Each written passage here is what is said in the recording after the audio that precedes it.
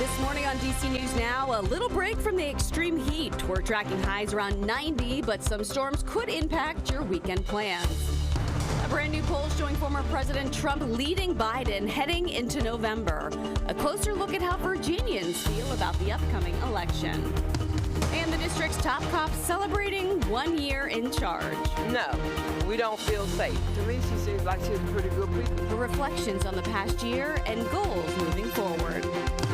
And removing trees following a death in the district. How DC officials are working to keep you safe in public parks.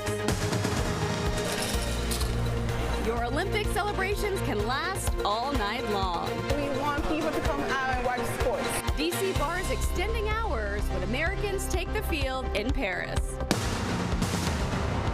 You're watching the station covering all of the DMV. This is DC News Now.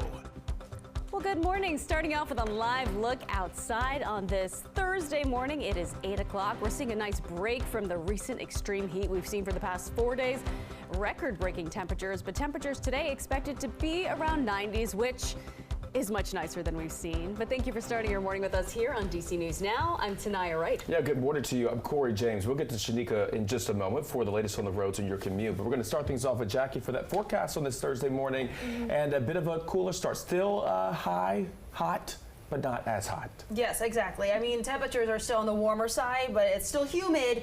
But that humidity will be dropping through the day as that cold front continues to clear the area towards our south. Now, with that cold front in close proximity today, that will still bring a chance for an isolated shower or storm, mainly for the southern half of our area. Those current temperatures right now are starting off in those 70s. We're just shy by a couple degrees in D.C. of reaching 80 right now. We're already at 80 in Lexington Park. We're seeing those upper 60s to low 70s back out towards the I-81 corridor. Those highs today, upper 80s to right around 90 degrees. This is back to normal for this time of the year. Thankfully, not tracking the triple-digit heat today. We are tracking more cloud cover, though, and also that chance for an isolated shower or storm. More details and timing of those coming up. Shanika's back with the latest on those roadways. What do people need to know before hitting the roads this morning? All right. Hey, Jackie. Well, we're at the top of the 8 o'clock hour. There are a couple of issues out here that you want to keep in mind while heading out. In Prince George's County, we actually have two crashes, both on the inner loop. One right near 201 Kenilworth Avenue, and this one right near Central Avenue 214. So this crash was actually in the center lane. It was moved to the right, and you can see you're getting by. You're getting by pretty slowly. You're seeing some yellow spots there, not red, so that's a good thing. It's getting a lot better. Overall, you will see some red spots on the Capitol Beltway top side. You are very heavy past 650. DC News Now is your local election headquarters, and all new this morning, we are learning the results of a newly released poll with our reporting partners, The Hill and Emerson College. It shows former President Donald Trump leading President Biden in Virginia. DC News Now's Liberty Simmons live in Alexandria to break down those findings. Liberty, good morning.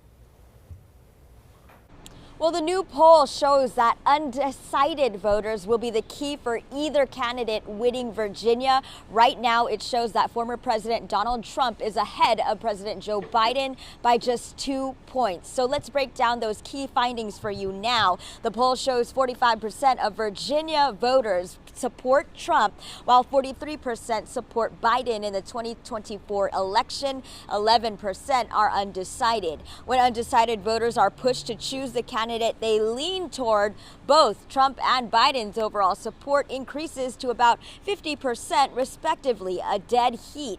And Biden won Virginia by just 10 points back in 2020. Now locally, the race for the incumbent Senator Tim Kaine's seat is not that close. The poll shows Senator Kaine leads his Republican challenger Hung Cao by 10 points at 49% to 39%.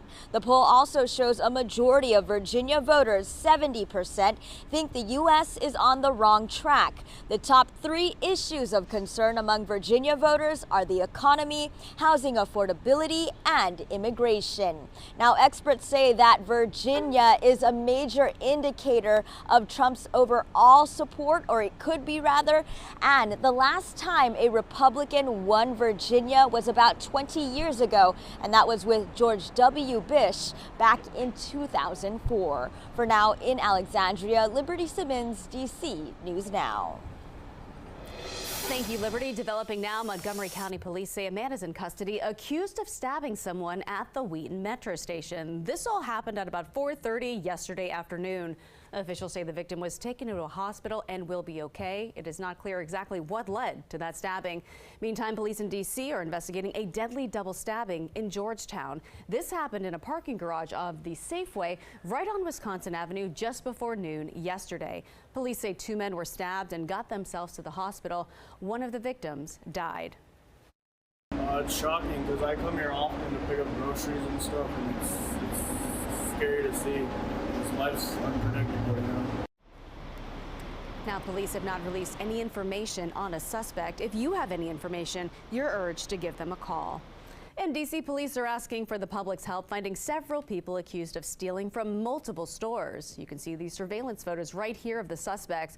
All 3 thefts, police say, happened in Northwest yesterday within 90 minutes of each other. The first on 14th Street at 10 a.m., the second on M Street at 10:30, and the third on F Street around 11:30. If you recognize these people on your screen, you're asked to contact police. MPD offering a reward of up to $1,000. Time right now is 8:05. D.C.'s top cop is marking a year on the job. And to highlight the milestone, D.C. News Now's Leonard and Fleming sat down with her to speak about how she is handling crime in the district. Know what crime was like when I was appointed by Mayor Bowser July 17th of last year. In 2023, violent crime was 39% higher than it was in 2022.